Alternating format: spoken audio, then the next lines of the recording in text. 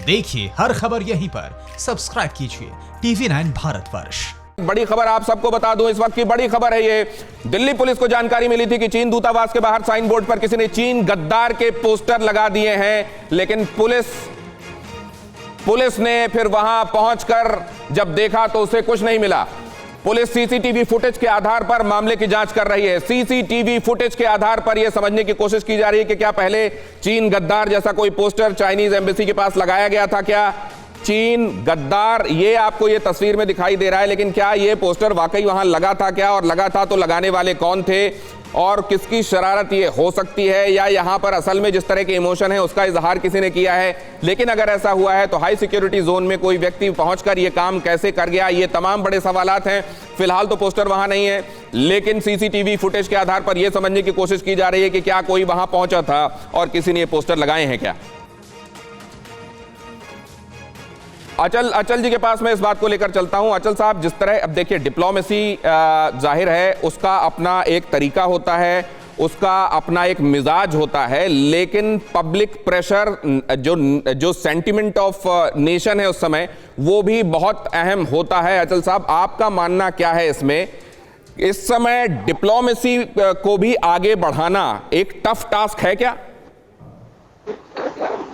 देखिए, मेरी समझ में इस समय हम 2 या 3 फ्रंट पे एक साथ काम कर रहे हैं। हमारी प्रायोरिटी डेफिनेटली डायलॉग है, चाहे वो मिलिट्री चैनल से हो, चाहे वो डिप्लोमेटिक चैनल से हो। साथ ही साथ हम अपनी प्रिपेयर्डनेस को बहुत ज्यादा मजबूत कर रहे हैं। और तीसरा जो है वो हमारा जो एक ग्लोबल ओपिनियन जो है उसको अपनी फेवर में मोबिलाइज करने की दिशा में काम कर रहे हैं। हमारा काम वहां इसलिए आसान हो जाता है कि पिछले कुछ समय से चाइना को लेकर एक पहले से ही ट्रस्ट डेफिसिट बना हुआ था, चाहे वो बॉर्डर वो बेल्ट एंड रोड इनिशिएटिव हो, चाहे उसकी डेट ट्रैप पॉलिसी हो, चाहे उसका कोविड से रिलेटेड इश्यूज हो, चाहे उसकी कोशिश ये रही कि कोविड के चलते हुए दुनिया भर की डिस्ट्रेस्ड एसेट्स को एक्वायर कर लिया जाए।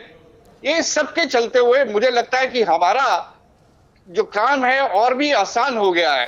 अच्छा, अब एक कंक्लूडिंग रिमार्क आप सबसे लूंगा मैं, और 12-15 सेकंड में प्लीज अपनी बात कर लीजिएगा क्योंकि अब वक्त मेरे पास ज्यादा नहीं है। आपसे ही शुरू करूंगा अचल साहब, ये समझना चाहूंगा कि आज जब बात होगी रूस और हिंदुस्तान के बीच में, हिंदुस्तान क्या बोलेगा रूस से? देखिए, रूस मेरे हिसाब से इस समय बहुत ही बड़े टाइट स्पॉट में है। वो ऐसी पोजीशन में नहीं है कि वो चाइना और इंडिया के बीच में कोई भी एक तरफा डिसीजन ले सके। उसके चाइना के साथ अगर आप ट्रेड देखते हैं तो $108 बिलियन है, जो हमारे 8 बिलियन से 13 गुना ज्यादा है। लेकिन भारत रशिया के लिए एक बहुत बड़ी डिफेंस इक्विपमेंट की मार्केट है। तो मुझे लगता है आज से ज्यादा रशिया ने कभी भी अपने आप को टाइट स्पॉट में नहीं देखा होगा। ऐसे में अगर रशिया न्यूट्रल स्टांस रखता है। परवाह देश की, सोमवार से शुक्रवार रात 10 बजे TV9 भारतवर्ष पर।